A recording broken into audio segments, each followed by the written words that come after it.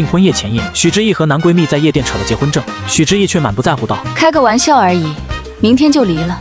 谁不知道我和清怀是好闺蜜？”那位男闺蜜却挑衅一般：“一日夫妻百日恩，你们就光看热闹，不给我们准备新婚贺礼是吧？”同桌的人哈哈大笑：“行啊，正好我西郊有个项目，拿出来给你们当贺礼。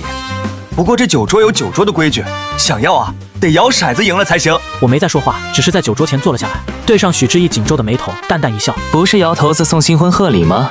我也来玩一玩。”随着我在一旁坐稳，酒桌上有片刻的安静，许知意伸手就抱住了我的腰：“好了，别闹了，阿言，我们就是喝会酒开个玩笑，你早点回去睡。”我不动声色地往后退，将他从怀里扯了出来，神色淡淡看向季清怀的方向：“别闹了，你老公还在那坐着呢。”许知意脸色一沉，语气也有些不耐烦：“我说了很多次了，我和清怀是朋友，我要真跟他有什么，还有你什么事儿？”我没再回应，这类的话我听了太多次了。因为季清怀忘记和我的约会，因为季清怀把我一人扔在路边，因为季清怀喝醉酒连夜打车出门去接人，到如今在夜店里激情领证，最后都只有一个解释：我们是朋友。气氛有一些尴尬。季清怀见状又凑了过来，他伸手揽住了许知意的肩膀：“行了，少说两句。”然后又看向我，笑盈盈道：“食言，我和知意真没什么，今天就是喝上头了。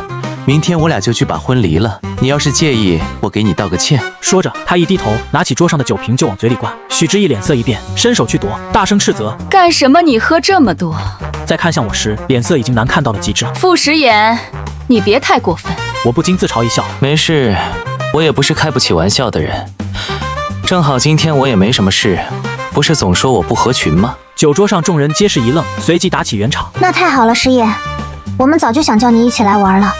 还不是知意总说你工作忙。说话的人许知意的多年好友苏婉晴，她朝那边使了个眼色：“知意，你还不快来撒个娇，红红食言？”许知意却只是冷笑一声，往身后的沙发一靠，直接坐在了季清怀的大腿上，抱住他的腰，亲密无间。别看我，今晚这才是我老公。桌上人见我仍是淡笑着，没有其他反应，这才开始起哄：“行，新婚快乐！刚刚说怎么玩来着？”季清怀在人群中游刃有余，他大笑着解释道：“酒桌老规矩，摇头子。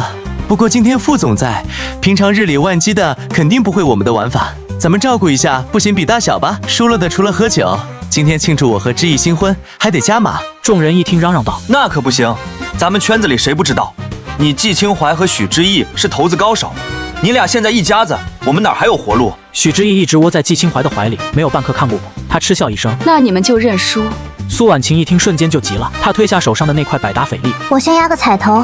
姐们，这块表上周刚到的。”酒吧的音乐舞曲声越来越大，气氛渲染到位，其他的人纷纷从身上摘下首饰和名表。另一个女孩遥遥扔下一条梵克雅宝的手链，许知意没说什么，摘下了她那款定制的蓝宝石手链。我目光一致，那是我送她的纪念礼物。季清怀还在兀自兴奋，他抱着许知意笑道：“阿明那块表不错，知意给我赢回来。”我什么也没说，摘掉自己的爱马仕袖扣，放在了桌上。恭贺新婚，我也玩一下。酒桌上的气氛有一瞬间的凝滞，许知意牵着季清怀的手似乎紧了些，眉头蹙起，看向我的目光里带着不悦与警告。季清怀先是一愣，随即笑着揉了许知意的头发：“行啊，副总也想玩，那我们可得好好招待。”苏婉晴赶紧打圆场：“对，玩玩嘛，热闹。副总，规则很简单，比大小，点数最小的喝一杯酒，还得从彩头里挑一件送给点数最大的人当新婚贺礼。”他指了指桌上堆积的名表、首饰。当然，要是心疼，也可以光喝酒不送东西。不过那可就没意思了。我点了点头，表示明白。头中分发到美人面前，季清怀手法娴熟地摇晃着，许知意随意晃了两下，便扣在桌上，目光却始终落在我身上。我别开脸避开他灼灼的目光。我拿起头中动作确实生疏，甚至显得有些笨拙。音乐渐细，我甚至能听见一些议论声。傅食言是出了名的洁身自好工作狂，无趣极了，跑这来干嘛？还不够扫兴？这是来宣示主权了。结果许知意压根不给他面子吗？我脸色不太好看。季清怀轻笑一声：“副总，要不要我先教你一下标准姿势？”我没理会，只一葫芦画瓢地摇了几下，然后轻轻放下。开吧，头中揭开。季清怀5点和6点11，许知意2个5点10点，其他人点数各异，有高有低。最后轮到我，中盖拿起，1颗1点，1颗2点，总共3点。桌上瞬间爆发出哄笑，3点，哈哈哈哈，最小。副总，你这手气。苏婉晴忍着笑，把一杯洋酒推到我面前：“认赌服输啊，喝酒。还有。”他瞄了一眼桌上的袖扣，许知意终于开口，声音冷硬：“不会玩就别逞强，把酒喝了。”季清怀笑得见牙不见眼：“哎呀，第一把就这么小，看来今晚的贺礼要让我们副总破费了。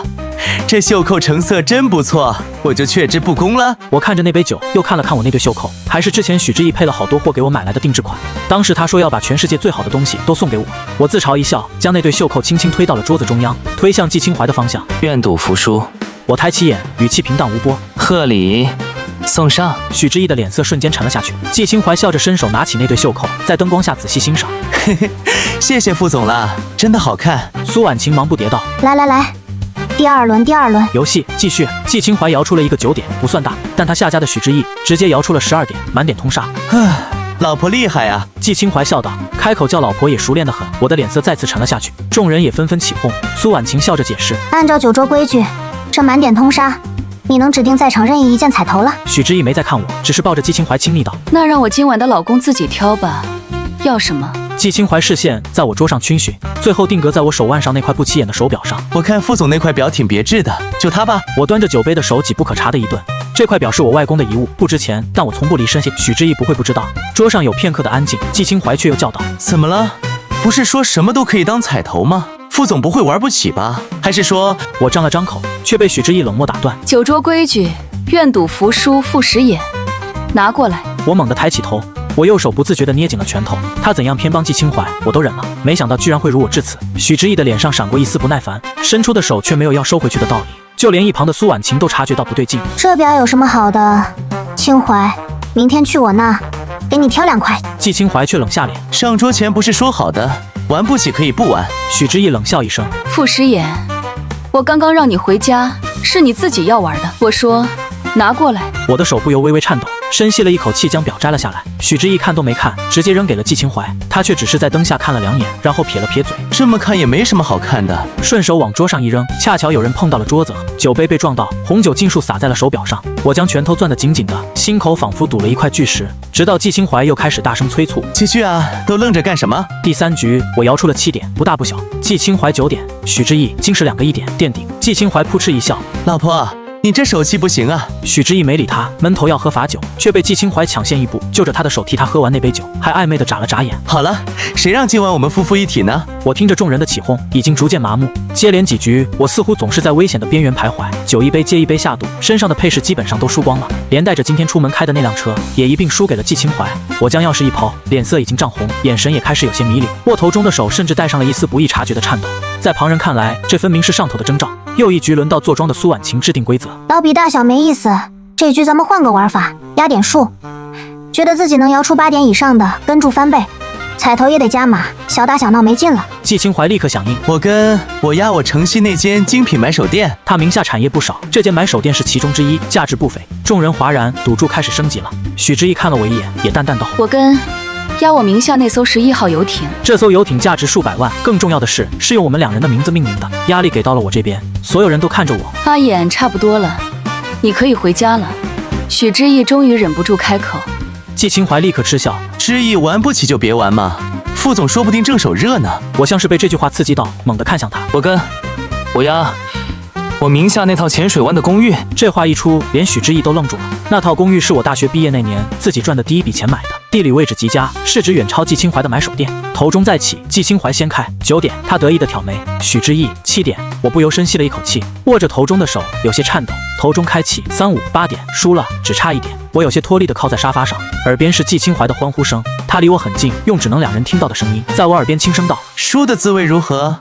你有的东西我全都要。”我抬起头，脸因为醉酒通红，眼睛却明亮。我大喝了一声再来。赌注的闸门一旦打开，就很难关上。接下来的几局彩头迅速转向更实质的资产，我时而输掉一些不太重要的股份或小的投资，时而又侥幸赢回一些。我表现的就像一个标准的逐渐上头的赌徒，输时脸色发白，赢时兴奋难抑。酒精和赌局的刺激让我看起来有些失控。许之意几次想阻止都被拦下，他眉头越皱越紧，我不禁心下自嘲一笑。或许许之意的心里仍然只觉得我在胡闹，等着我还如往常一样回到他身边，对他予取予求。头局仿佛成了一个微缩的战场。当我又一次惊险赢下季清怀一家传媒公司时，他终于坐不住了。傅时言，运气不错嘛，敢不敢玩把大的？我端起酒杯，仰头将里面残余的酒液一饮而尽，酒精灼烧着喉咙，也烧掉了我脸上最后一丝犹豫。怎么不敢？你说，怎么玩？许知意想开口，季清怀却一把按住他。就下一局，我们全压，我压上我季氏旗下所有的股份和不动产，你呢？敢跟吗？全场瞬间死寂，全压，这是要赌上各自明面上的全部身家。所有人的目光都聚焦在我身上，等着我的回答。我垂着眼，沉默了足足10秒。好，我跟你，我压上我名下所有的资产。整个卡座区域鸦雀无声。许知意猛地站起来，傅时野，你是不是疯了？知不知道自己在说什么？我轻轻笑了一下。许知意，赌桌之上无戏言，你怕了？季清怀也站了起来，拉住许知意的胳膊。知意，他既然要送，我们凭什么不收？难道你还心疼他？他转而看向我，傅时言，空口无凭，立刻让你的律师准备文件。我们也一样。可以，我答得干脆，当着众人的面拨通私人律师的电话，让他立刻带着相关的资产证明和拟定好的临时协议过来。许知意冷冷地看我一眼，你别后悔。然后在众人的目光下，坐在了季清怀的身旁。他的态度已经清晰，我心中最后一丝侥幸也荡然无存。律师很快赶到，我们三方签署了这份以一场投资游戏为裁决的临时协议。头中再次被放到桌子中央，一局定胜负，苏婉晴的声音干涩，还是比大小，点数最大者通吃。季清怀抢过头中561点，非常大的点数。他拿起头中没有多余的花招，干脆利落地摇了几下，扣下去，揭开2个6点12点满点。哇，满点通杀，赢了，肯定赢了！全场爆发出难以置信的惊呼。这还怎么玩？除非他也摇出12点平局，怎么可能？那是满点。季清怀激动地抱住许知意，然后又看向我。嘿嘿，傅时言，看来老天爷都不帮你啊！许知意也看向我，眼神复杂。阿言，现在认输，之前输掉的那些我可以考虑。我却只是静静看了他最后一眼，毕竟明天起我们将再无瓜葛。然后安静地拿过那个头钟，没有多余的动作，轻摇，重重地扣在桌子上。头钟被打开，全场的目光都聚集在此，众人都仿佛屏住呼吸。片刻的寂静后，我听见季清怀的尖叫。这怎么可能？头钟之下并非2颗，而是3颗头子，2颗鲜红的6点，如同许知意刚才摇出的满点，但还有1颗是鲜红的1点。他们刚刚用1点轻易赢了我，此刻我也用这1点，还给他们3颗头子，总点数是三颗。这头钟里怎么会有3颗头子？苏婉晴第一个失声叫出来，眼珠子几乎瞪出框外。我不禁嘲讽一笑，只要手法和力度到位，我可以把那颗头子轻易地碎成2半，形成如今13点的样子。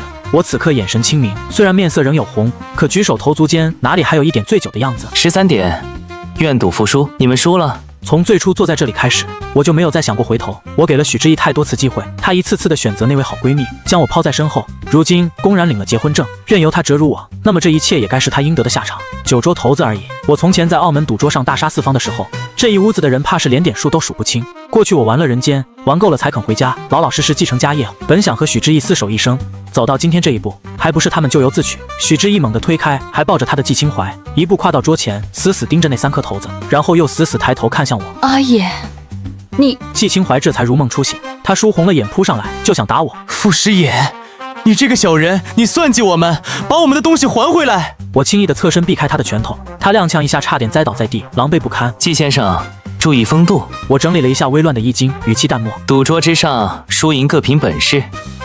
刚才我输给你的时候，可没这么激动。我不再看他们这副丑态，转向一旁呆若木鸡的律师和助理。根据协议，胜负已分，麻烦各位尽快办理资产交接手续。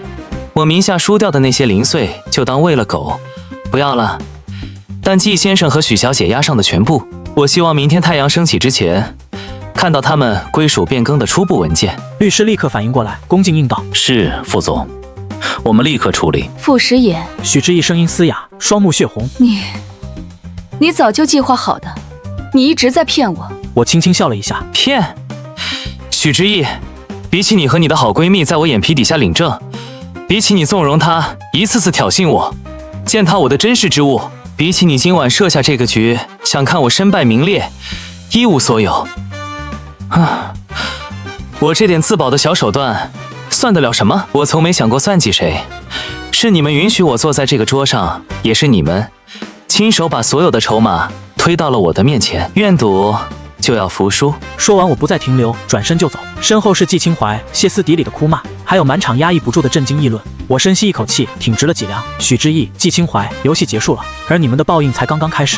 窗外的城市华灯初上，我裹紧身上的大衣，俯瞰这座城市的夜景。这套公寓我重新装修过，只是因为许知意喜欢这巨大的落地窗，我是真心想过和他共度一生的，可惜了。身后传来律师和助理低声交谈与纸张翻动的沙沙声，半晌，他们朝我走来。副总，许小姐名下的11号游艇、城东那3处商业地产以及许氏集团5%的流通股已完成初步变更，季先生那边的资产也在清点接收中，预计下午能全部厘清。我轻轻嗯了一声，没有回头。那些曾经被赋予甜蜜意义的11号，那些被季清淮像战利品一样拿走的资产，如今连同他们赖以嚣张的根基，都成了我桌上的文件。可惜我并没有想象中的快意，只是有些疲惫。手机在桌上持续不断的震动，屏幕上许知意的名字疯狂闪烁，然后是季清淮，还有那些曾经围着他们转的朋友。我看着那些名字，像是在看一场与己无关的默剧。我大概都能想到电话接通后会是什么说辞，无非是玩笑而已，何必当真？可是我知道，如果那天夜里输的人是我，他们只会迫不及待地将我扫地出门，用尽一切嘲笑的言语在我的心上狠狠划上2刀，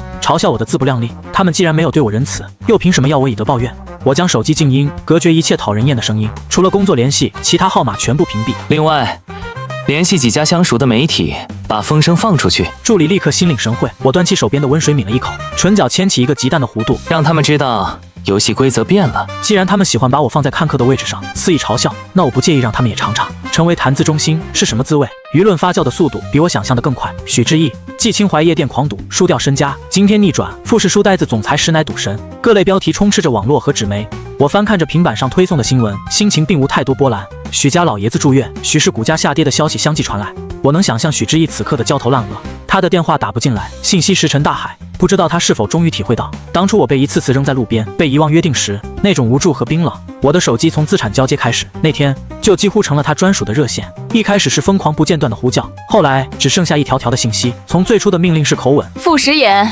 接电话，我们谈谈，立刻。到后来带着焦躁的质问，你非要做的这么绝？再到最后终于开始慌乱。阿爷，我知道错了，接我电话好不好？那些东西你想要都可以拿去，我们别这样。我一概没有回复，语言在既成事实面前苍白的可笑。他大概忘了当初在酒桌上他是如何冷漠地看着季清淮挑衅我，如何亲手将我外公的遗物扔给他。不知道此时此刻那对激情领证的好兄弟还记不记得离婚。许知意一连找了我数日，发现电话和信息都无济于事之后，开始日夜在我的公寓楼下蹲守。透过入户门禁清晰的监控屏幕，我能看到他站在冷风里，曾经要专人精心打理的头发有些凌乱，昂贵的连衣裙皱皱巴巴，几次试图冲进来都还是被楼下的安保给逐出。直到公寓管家有些为难地向我致电，副总他一直不肯离开，实在是没办法。我叹了口气，最终还是见了他一面。我总要给这场闹剧亲手画上一个句号。我拢了拢身上的大衣，在公寓大堂见到了许知意。不过短短数日，他瘦削得厉害，眼下的乌青已然遮不住，妆容凌乱。他一见我眼神一亮，下意识就要往前冲。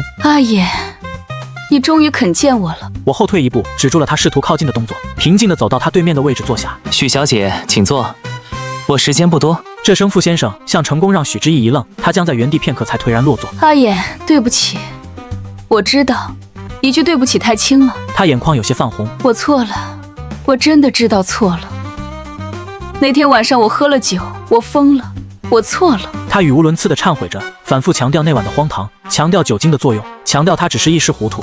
我一时有些恍惚，那夜见到的他与此刻判若两人，也不知道此刻的忏悔又有几分真心。说完了，我神色淡淡，无波无澜。如果只是为那晚领证的事情道歉，大可不必。一张纸而已，我不在乎。他猛地抬头，那你……许知意。我目光平静地看向他，像是在陈述一件与己无关的旧事。你还记不记得我们恋爱周年纪念那天，我准备了很久。你说公司临时有会，我等到餐厅打烊，最后在季清淮的朋友圈看到你陪他在电竞酒店打通宵游戏。他脸色一白。记不记得有一次我发烧到39度，打电话给你，你说在陪季清淮挑新车，让我自己吃点药。我一个人打车去医院挂水，手机没电，在冰冷的医院走廊坐到凌晨。他的嘴唇开始颤抖。记不记得我们第一次正式见你那些朋友，季清淮当着所有人的面把你叫到一边说悄悄话，把我一个人晾在角落像个傻子。你回来后只是敷衍地跟我说他心情不好。那天晚上我因为不合群被你们调侃了一整晚。我的语气依旧平淡，每说出一件事，他脸上的血色就褪去一分，身体几不可察地颤抖一下。还有我生日那天，你答应陪我去看展，车开到一半，季清淮一个电话说他家水管爆了，你把我扔在郊区高速路口，让我自己想办法回去。那天下了很大的雨，我拦不到车，走了整整3公里才找到地铁站。许知意，我看着他已经惨白脸，逐字逐句道：你做这些事的时候也都醉了酒吗？许知意脸色惨白，爷说着说不出话。你每一次为了他忘记我们的约定，把我丢在一边，任由他挑衅践踏我的感受的时候，你清醒得很。你纵容他抱着你，搂着你的腰，说今晚他才是你老公的时候，你也清醒得很。你帮他逼我摘下外公留下的手表，眼睁睁看着他被红酒玷污的时候，你比任何时候都清醒。我的声音并不高，可他猛地低下头，双手插进头发里，发出如同困兽般的呜咽。别说了，阿野，求你别说了。他肩膀剧烈地抖动着，仿佛马上就要落下泪来。我错了，我是天底下最该死的人。我不知道我做了这么多让你难过的事情。不，你知道，你只是觉得我会永远在那里，永远原谅你，永远不值一提。他试图伸手来抓我的手，却被我避开。不是的，不是的，阿野，我爱你，我真的爱你。我只是习惯了他的存在，我以为我们就是朋友。我眼见他此刻崩溃的模样，只是缓缓地摇了摇头。太迟了，此刻的悔悟来得太迟了。你的爱和你对季清怀的兄弟义气，都让我觉得恶心。我站起身，居高临下地看着他崩溃的模样。你的道歉我听到了，但我不接受。许之意，有些伤口不是一句对不起就能愈合的，有些信任一旦碎了，就再也拼不回来了。我们之间从你选择跟他领证起，就彻底完了。我转身毫不留恋地向门口走去，身后传来许之意的哭腔。不，阿野，再给我一次机会，就一次，我不能没有你，我真的不能。我的手搭在门把手上，没有回头。回到公寓里，圈子里关于我们3个之间的恩怨大概已经传遍了。想要当和事佬的人也默默退去。从前的朋友兴奋地跟我讲起季清怀此刻的惨状，失去个人大部分资产，他在季家地位一落千丈，据说被家族严厉斥责。